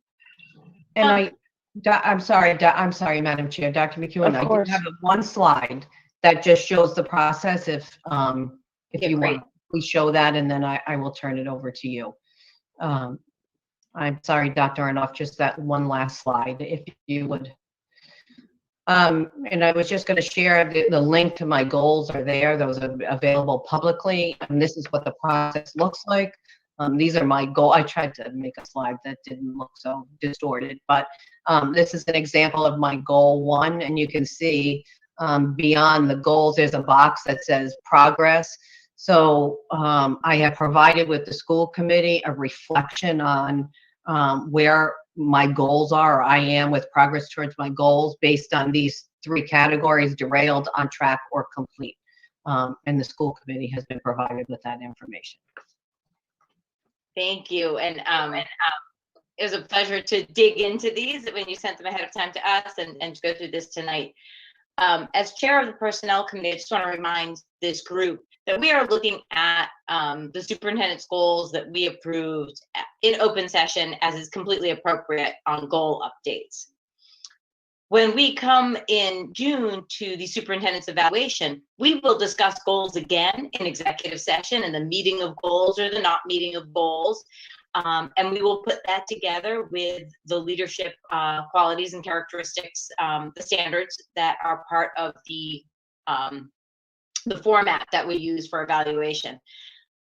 Tonight, we are not getting into any conversation about personnel. We use this as a check-in on the goals so that we as a body know whether or not there are areas in which we can do more to support the superintendent, to ask questions about where things are or are not moving forward. So I just want to lay that caution out there that while a discussion of goals will take place in the superintendent's evaluation in June, we're not delving into a personnel evaluation tonight.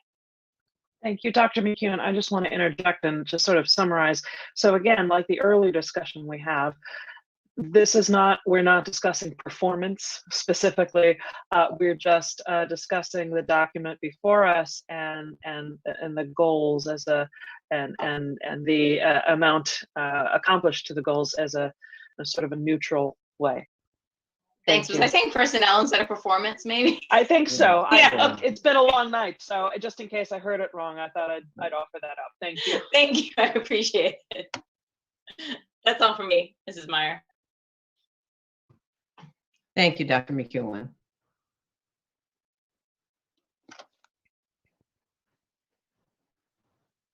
Oh, I think we need Mr. Arnoff. Is he going to pull it up? He did pull that up. I mean, I just provided you with the process of doing that, and explain to the public what the process looks like, what I provided to the school committee. I appreciate the time in looking through it and look forward to any feedback that you may have as we move forward. So we can look at this document independently. We each have it. I believe if it's not public, it'll be made public available shortly. I'm sorry, this is posted. No, we're it's not going to share it. it's not a public Okay. document at this point. Okay. So, Dr. McEwen, if we have specific comments on this, I guess I would open up to, are we just reviewing it or are we commenting? Yeah, Does I it would guide say the process. the only question that I think that we might want to raise is in any place, and I think you did a great job of outlining this for us. So traditionally, if there's a place where a goal was derailed because of budgetary concerns or because of other, I'm sure, COVID had disrupted goals for people in the past, and fortunately or not, certainly there's not much fortunate about COVID, but you set your goals once we were already in the midst of the pandemic, so that didn't derail much for you. I think the one place where we talked about anything being derailed was originally we had talked about in your goals hire a consultant for strategic planning. We moved that off, so it's derailed, but I wouldn't think the board would see that as a negative thing. We decided to go in a different direction, and that's why we wouldn't be able to check that off as a goal completed necessarily. Everything else seemed to be on track or in some cases completed. So I think we would just have any questions that this group noticed about where something on track looked like maybe we should have been further along or completed, and we could give some support. I think it's as simple as that. Thank you for that. Thank you for the guidance. So with that, I would open up to the committee to see if there are any such comments.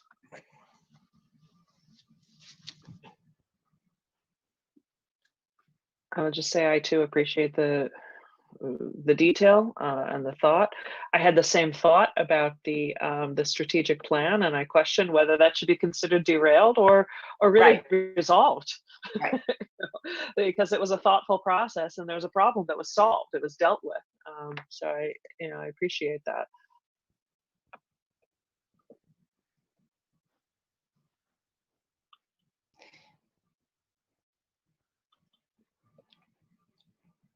I tried to, make it as organized as possible so you could easily go through and see the evidence of progress towards each of the goals using the criteria, the status criteria.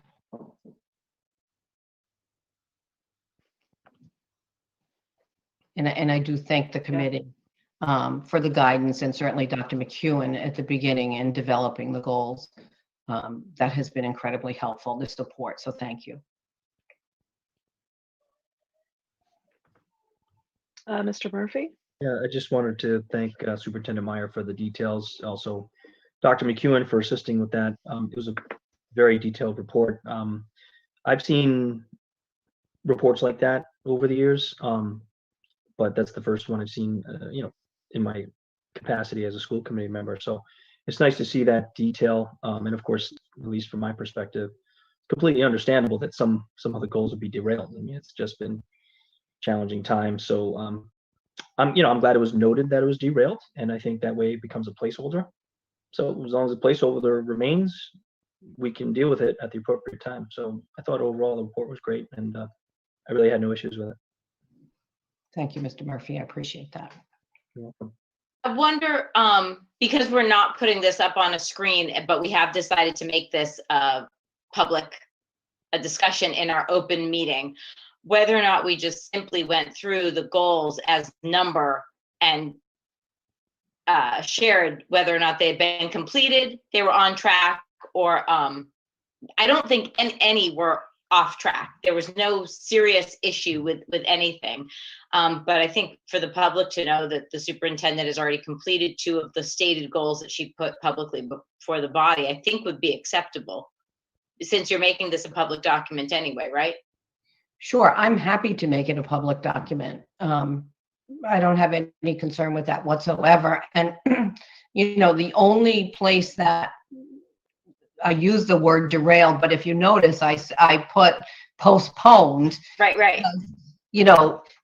to Madam Chair's point, yes, you know, the consultant was derailed because we took a different strategy towards that. But there are the only two items that are postponed to some degree is simply a result of the capacity for the staff in the context of COVID to engage in work that we need them to engage in.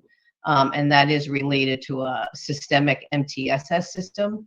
Now it's, you know, and how we pulled that together. And the other one was just our work around vision of a graduate. And that really, you know, I put postpone there because of the way it was written, but that work still continues. In fact, Mr. Pedraza and I will be addressing the staff on the 25th of January on the PD day and doing a state of the district.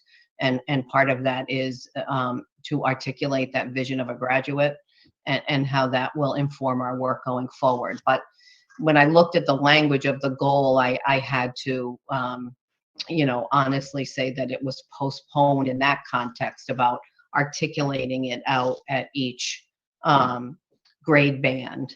And really that is connected to the work that we're going to do with grade reporting, right? Being able to do that work and the subsequent curriculum work that needs to be done.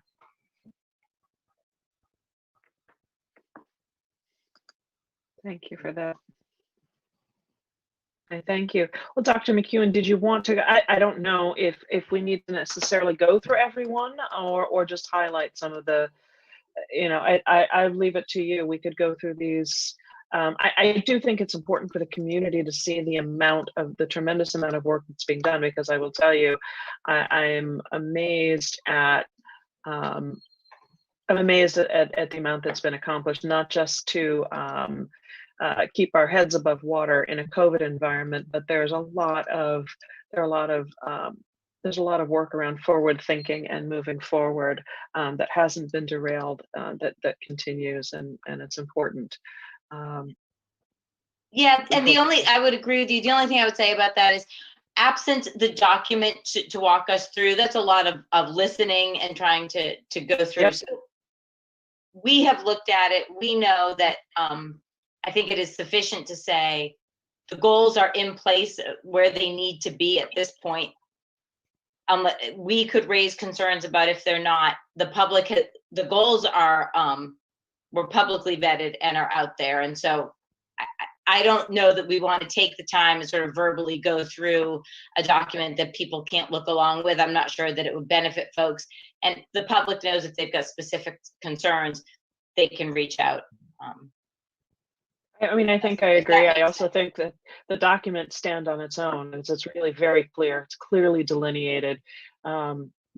So people will read the document if they're interested and be able to follow it. It's pretty clear, and it shows a tremendous amount of work. So I appreciate it. Any other discussions, questions? Seeing none, I guess we'll move on. Thank you again, Mrs. Meyer. Thank you, Dr. McEwen. It's still remarkable how much we've been able to accomplish. You've been able to accomplish with your team in this environment. So I can't express my gratitude enough. Well, there's no better team, Madam Chair. There is no better team. Yeah. Next we have, speaking of the team, next we have teaching and learning update. I think this is going to be from Mr. Pedraza, who will give an update on the upcoming January Professional Learning Day. Welcome. Good evening. How's everyone tonight? So thank you very much for having me. I'm always excited to present, especially in this capacity and talking about teaching and learning, but I'm especially, or a little extra, excited to present the professional learning plan for January, because as was discussed in this meeting, you know, in terms of seeing that light at the end of the tunnel. And so I would ask at this point, Dr. Arnoff to, if you'd be so kind. Thank you, sir. So we can jump to the next slide, and with a face built for radio. I'm sure we can skip over the next slide there. So up to this point, we've really focused in on professional development for reopening. We've focused in order to meet our obligations to the community as well as to our reopening plans, but also to make sure and ensure that we've improved upon the emergency remote teaching and learning that had to be accomplished last school year, and that we improved upon that and did so with fidelity. So really it's been about reopening and then adjusting to our reality, which is again ever changing. So we're planning, we're preparing, we're implementing new technologies, and we're wanted to leave that space for individuals, grade levels, and schools to be able to collaborate and work with one another in order to pivot. And that's what we've been doing with the professional development to date. Next slide, please. And we'll keep some of the best practices that we've implemented so far this year. We will continue to break the day up into thirds. We're going to, due to our environment, continue with asynchronous resources. However, we're going to start the day with some synchronous, bringing the school community together, as Superintendent Meyer alluded to earlier. We're going to continue to have give educators the option to collaborate with one another, and we're going to continue to facilitate choice. On this one, we're limiting choice a little bit more than we have in the previous ones, because there's some lifts that we are obligated to do, as well as some common language that we need to develop and that we need to all row in the same direction. So while choice is still available, it is a little bit more limited than in the previous PD sessions so far this year. However, just like we rely on our faculty and staff to give us honest and open attestation and feedback in their health surveys, as well as the follow-up surveys, those will continue in our professional development plan for the 25th, as well as those throughout the course of this school year. Next slide, please.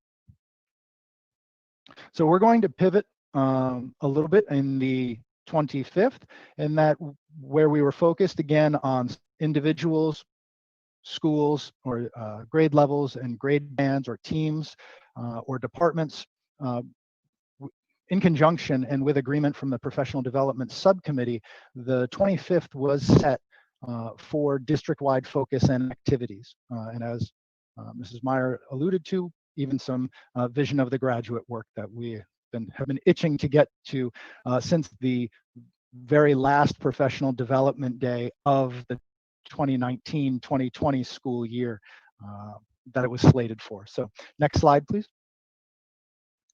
So in the first third of the professional development day, we will have a state of the district. We want to talk about where we were and where we are, but at the same time, with a new year and with priorities and with the hope and with the belief that conditions are improving, and that no matter what our conditions are, that we can improve upon our professionalism and upon our implementation and upon reaching out to every individual student, that we set that agenda moving forward. And so while we are have reason to be excited and proud of where we started and where we are now, we want to continue to iterate and improve. And we will do so in that state of a district address. It will also be a great opportunity for us to bring together the entire district together and convene, at least virtually, like we would do in many professional developments. Also now, because we've taken care of really the operations of this school year, we can get to some of the policy and some of the required professional developments that need to move forward. And so I'm happy to announce or let you know that not only is the trust helping us in terms of the insurance, but as well as the trust helping us with policy subcommittee, they are also helping us in terms of professional development, where they will be conducting workplace free from sexual harassment training in this next professional development, and is a great resource for us and will be one that's ongoing. Then part two is especially gratifying for us to move forward. Part two is about culturally responsive teaching, a module about culturally responsive teaching. Really, here we get to engage in professional development that is necessary and beyond timely for where we are as a nation, a state, and a district. I'm very proud to say that it also focuses in, and it's focused in on student well-being, but at the same time allows us to still address certain, whether it be the achievement gap or meet our obligations of our reopening plans, attestations to the state. The culturally responsive teaching was vetted or was selected. I've had the pleasure of working with the Center for Leadership and Educational Equity, or CLE, 2 times in mentoring both current and future principals. This resource was also vetted by Mrs. Myers and Dr. Hughes, and we went through this module. It is only part 1 of 4, and as well as a provider that we selected early on in New England Base Camp. So PLUs and a local perspective is there. Next slide, please. The objectives, I've included it here in terms of culturally responsive teaching to give you a flavor of what teachers and what all in the district will be going through or will be engaging with throughout the day. So the key for any adult or professional learning is really, does it have accurate opportunities for personal and even collective reflection? Does it then base itself in research, and then can it immediately affect classroom practice and affect students positively? And this definitely hit all of those markers. In terms of task 1, identity markers, there's the reflection piece. In terms of task 2, we have Zaretta Hammond being the basis of research. In task 3, you have based in the research of Rudine Sims Bishop being the basis. In terms of task 4, not only do we have student testimony from outside of the district, but also endorsed and promoted by Teach for America, as well as the organization GLSEN.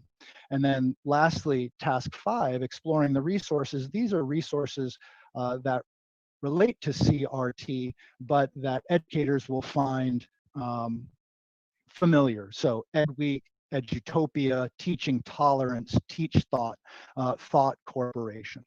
So this is going to be, again, a reflective, research-based, but that ultimately reflects and teachers can implement and improve upon classroom practice. Next slide, please.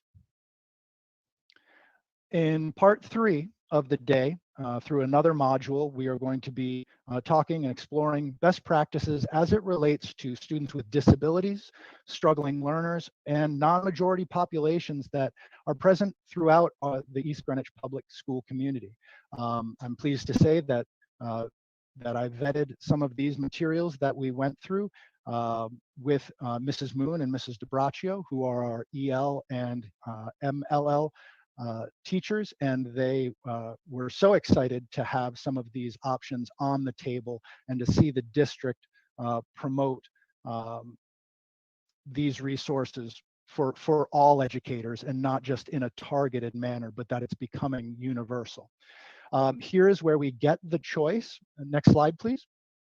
So educators in the third part of the day have the option to choose either one module that will take up 2 hours, and they can choose teaching English language learners, effective instructional practices, or autism spectrum disorders, part 1, an overview for educators. What's great about these is, again, it starts with that reflection, embeds that research, and then again gives immediate classroom practices, as well as opportunities to collaborate and outreach to the community and with families.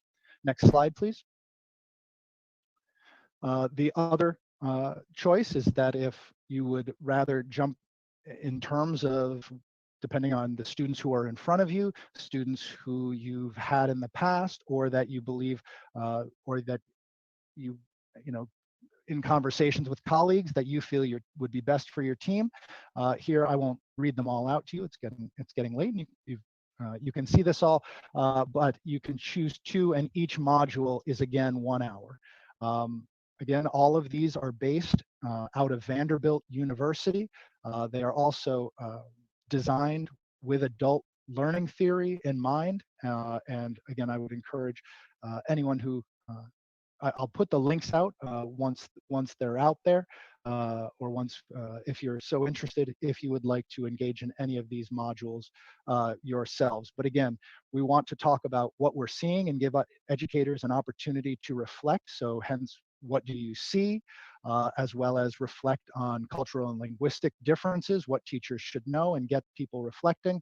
And then as well as the research, study skill strategies, dual language learners. So even there we have something for our pre-K classrooms. Next slide, please. So that is our plan for the professional development for the 25th. Again, we're focusing in on our entire school community. So while we are bringing together and focusing in on all students, we're making sure that the best and most rigorous of what we have to offer is available to all students, regardless of who the teacher is, what grade they're in, what school they're in, or classification that they might have. So with that, I'm happy to take questions at this time. Thank you, Mr. Pedroza. That's a lot of information to take in a short amount of time. Well done. Thank you. Any comments, questions from the school committee? Dr. McEwen? And I know it's late, so I will keep my comments brief too. First of all, thank you so much for this presentation tonight and for sending this to us ahead of time. It was really helpful to read through all of this. And so had I had any substantive questions, I would have sent them along to you beforehand. I don't. I think it looks great. I know how much it takes to put something like this together, and you've got, the added challenges of synchronous, asynchronous people together. So I appreciate that. This relays, first of all, I think a real philosophy of student-centeredness that we can certainly parlay into our strategic planning sessions. So,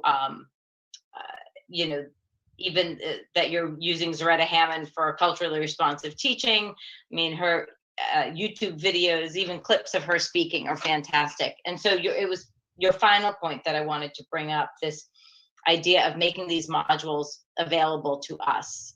I would just encourage us as a school committee to really think about partaking in some of those, because we throw out terms like social emotional learning, culturally responsive teaching, intersectionality, and it is hard for people even in the ed field to wrap their heads around all of this, and then to think about what that means for a classroom teacher who has to say, okay, I was trained in this, I'm learning about this, I have to apply it in my classroom, I already feel pressure from this, that, and the other.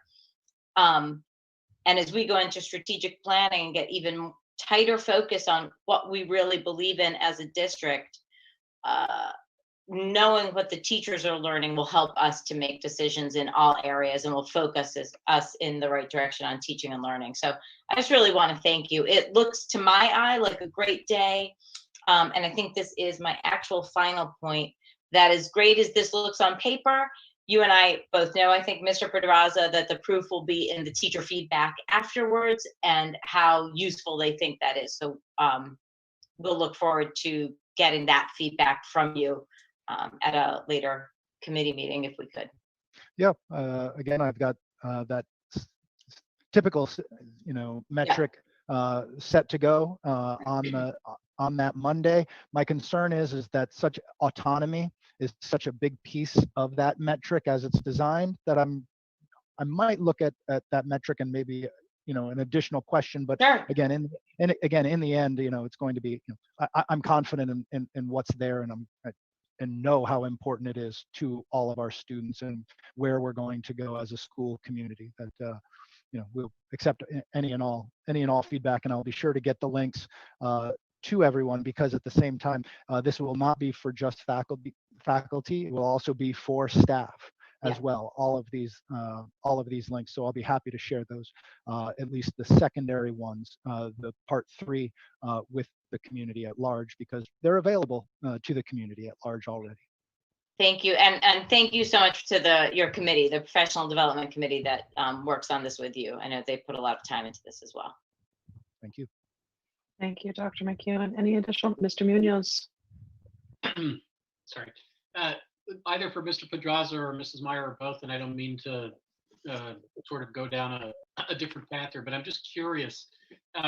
When something happens, like happened on January 6th, and I don't want this to go in any particular partisan direction, but when something traumatic happens, how does that play out with teachers and the kids? I mean, for instance, did you the next day just quickly give any guidance to teachers? Did teachers come to you? How does one handle that? I can think of all the things that I've lived through in my day that were comparable or even worse. And I'm just curious, and I think maybe a lot of people in the public might be interested too. How do you handle something like that? A breaking news, professional development, or delicate topic? Thanks for that, Mr. Munoz. Mr. Pedraza first shared with the district staff resources from Generation Citizen, which is something we as a district had looked at briefly to embrace right prior to COVID as implementing in our. Mrs. Meyer, I'm afraid we can't hear you again. Mrs. Meyer? We've lost your audio, Mrs. Meyer. She may be frozen. I know. You got it? And I just, yes, I think we have you back, but I'll just caution us to make sure that we stay with the agenda, that we might be veering off topic slightly. Okay. But while this may reflect in professional development, we just want to be careful to stay within the topic, and we may be veering off a little bit. So I'll just go quickly. We shared resources from national organizations with teachers and with families to use as, to rely on how to approach topics of that, what happened in our nation's capital. And given our Sorry. existing structure, teachers with questions tend to go to their either department leaders or building principals. In many cases, if they're looking for resources, or if there's outreach after that, or if there's questions that our building level administrators cannot find developmentally appropriate resources to support their teachers, they would then come to us. I put those out there in case people were, as a vetted resource and as one that previous school committees had, investigated and encouraged participation in, and that open dialogue. So it's one of those that the immediacy, teachers tend to go to principals, and then if there's questions, they would then, or lack of time, they would turn to my office, and I would help facilitate those conversations if needed.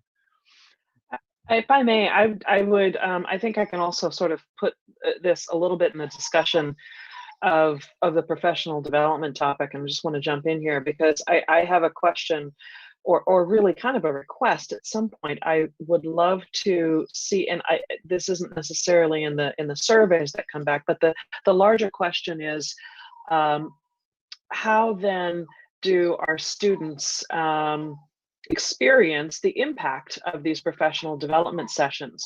And so I would be interested in hearing at the appropriate juncture what practices or approaches in the classroom or at the administrative level may have changed or may have been altered as a result of this professional development, specifically with respect to this culturally responsive teaching piece. And I think that sort of ties into Mr. Munoz's question, which is, here's the development piece, here's the teaching part. How is it implemented? So it's just not for immediate follow-up, but it's something that with this and with others, that now that it's great to have these regular updates, and I just so appreciate also the ability to participate. But that's just sort of a larger question or comment. Thank Yep, you. and Just, we I will, didn't mean to go off track there, but I guess I could have phrased it as, there's planned and there's unplanned professional development. Or I thought what Mrs. Meyer said was really interesting, which I didn't know, which is there is a resource there for these kinds of things that, don't fit in, a curriculum and I also think, going forward, it should be interesting, in terms of the strategic plan. I think there's so many of these topics that, would benefit the community, would benefit the teachers, and obviously the students too. And so it's just in the general guise of professional development, I was curious about how you handle unforeseen, unplanned events. Yeah, when they come up, and if all of a sudden there's people who are clamoring for those resources, if need be, we stop everything and we give that on demand professional development. So whether that be after school, during the asynchronous Mondays, or even coming on into the office or meeting, we can, we would always do that. To the chair's point, some of the other aspects of these will look also longitudinally speaking at survey works, as well as the internal metrics that we're able to do there, such as student engagement, student safety, comfort. The aspect of does this, the core question that always comes up to me that I always look at under engagement is, are the things that I'm tackling in my classes relatable to my life? So it will take some time, as this is point, 1 of 4, but that is a longitudinal metric that we would look to see the impact of this training and future trainings moving forward. Thank you. Thank you so much. Additional questions or comments on the topic? We could probably spend a few hours talking about this. There's a lot to discuss, and I just, again, appreciate all this and look forward to hearing more. Anything else on the topic? Mr. Pedraza, thank you so much. Thank you, Mrs. Meyer. Thank you, everyone. Stay well. You too. Moving on, we have subcommittee reports next. First up, facilities. Ms. Powell. Okay, so this is an easy one. So we had our first meeting of 2021 last week. And so we were just trying to really line up all of our existing projects that we want to be able to bid out and get done this year before we move back to focusing on master planning for the future in conjunction with the strategic planning initiative. So what we were able to do is all reach an agreement with town, ride the schools on the projects that were delayed because of COVID. So security projects, HVAC projects, outdoor work projects that will include all 6 schools. So every school in the district will get some form of improvement. And we are hoping to get all of that submitted to RIDE within the next week or so that we can get it all bid out, and we'll be able to do most of the work over the summer, which will put us in a really good position in the fall when our stage 2 approval comes through. We'll have had a lot of time to really work on what we want to do going forward as a district. Some of the bigger initiatives we may have to face with facilities. But for now, it's really just the focus in getting this taken care of is going to be, so we're doing an HVAC project at the high school, hopefully. A rework of the entrance of Meadowbrook Farms to really work on congestion there and safety. Let's drop off and pick up. And then some other just security projects at the other buildings. So that's where we sit with facilities right now. And those are all projects that are contemplated by the bond and will be reimbursable. So we have more detail on that probably next time. If anyone's interested, we post all of the financial accountings up on this shared drive, which everyone here has access to for our facilities. So that was the bulk of our meeting this past week. Thank you, Ms. Powell. Any questions, comments of Ms. Powell? I just have one question. Is there any is there a delay on the part of RIDE? Are they sort of backed up in terms of approval and their approval process? So could that impact our summer plans with So respect no, to that was one of the facilities things work? we worked out. So because Right. it may have had not been for COVID, honestly, but because a lot of the work we planned to do last summer we couldn't do because of COVID reopening and access, it's been moved off to this summer. We're in a good place to get all that work done. Normally the submission, like I keep talking about the stage 2 submission, that goes in February, and you normally get an approval sometime in the spring, which opens up your new, I keep calling it your bucket of RIDE money that you can do projects and get reimbursed on. And you renew that every 5 years. That's what we're doing. They're so backed up, it's likely we won't see an approval until the fall. But that's okay, because we have enough left to do all of this work over the summer, and we should be finishing that up right around the time that they'll be able to approve our next sort of opening of projects, which also aligns with the town's plans for issuing our school bond. So the funding for that next phase, as well as the RIDE approvals, will also open up at the same time, right when we're finishing sort of this deferred maintenance security work, all that work we wanted to do that was going to get all those extra bonus points for reimbursement, which will be expiring after that. So we're getting that in under the deadline. We'll get those extra reimbursements, and then we'll be able to move into our next phase, and it will all sort of, so it's working out well right now. Fingers Wonderful. crossed. Thank you for that. Any additional questions or comments? Facilities, thank you for everything. Madam Chair, I will just Maya. add to Ms. Powell's wonderful summary that when she said that, we have enough left, we have existing approvals that will allow us to do the work this summer that was postponed from last year. Thank you for that. Yeah, because they basically carried over. We asked Rob to sort of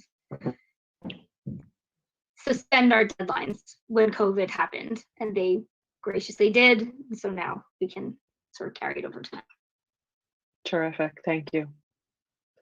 Thank you. If there are no further questions or comments, facilities related, we'll move on to the next subcommittee report, health and wellness / mental health. And I just want to preface this report just by saying we have a health and wellness subcommittee by statute. On our website, a list of members of the mental health subcommittee. And the mental health subcommittee was really an unofficial offshoot of health and wellness, but it was never formally or officially formed as a subcommittee. So in having broader discussions around how our subcommittees are put together, the work that they do, given the demands on our administrators and the participation level of all the various subcommittees, there was talk around really putting mental health topic back within the health and wellness umbrella. So Ms. Powell is chairing the health and wellness subcommittee, but I just felt it was important to mention that if we see the mental health subcommittee, if it seems to disappear from the district website, it's not because as a district we are de-emphasizing the importance of mental health supports, and particularly now when it is arguably a crisis on many levels. The opposite is true. So I just wanted to mention that, and that's input from our administrators and Ms. Powell and others. So and there are other, and I'll turn it over to Ms. Powell, but again, this is in the context of we have newly convened and formed subcommittees, and just looking at how they're all structuring and work within the existing work that continues to happen within the district. Powell. And so this will be even briefer because we haven't convened yet. And basically that's what we were doing as we went through this transition, and we were looking at how best to utilize subcommittees, waiting to convene until we decided whether we were going to sort of converge them. So I think that is definitely where we've decided to go. And so everyone who has been a part of health and wellness, mental health, or who is interested, please reach out. I'll be reaching out to all the existing members just to gauge your continued ability to be part of these committees, and then to convene our first meeting so we can start setting priorities for this year for the subcommittee, especially as we're merging them together. What we think in the COVID environment we need to prioritize that the subcommittee can best support for the district. So that's where we are with that, and you should all be hearing from me soon. Thank you. Any questions or comments on health and wellness, mental health subcommittees? Thank you. Next, there are no discussion items on the agenda. Are there any suggestions for future agenda items? I'm just mentioning it now so I don't forget that we need to do the facilities resolution we're going to put on. I'll send it in more detail, but I wanted to also put it on the committee's radar so it doesn't fall off. But we need to do it by the next meeting so we meet our RIDE submission deadline. Thank you. It's just a form that we have to vote on. Thank you. And of course, if there's anything for the agenda, you can reach out to me. You can reach out to Mrs. Meyer. In addition, if there's nothing specific on deck. Seeing no other suggestions for agenda items, I'd entertain a motion to adjourn. Oh, Mr. Oliveira, did you want to say something? I'm sorry, Mr. Oliveira, you may not. Good night, I'm saying. I'm sorry. We need somebody who's a voting member to make that motion, Counselor. Is there a motion to adjourn?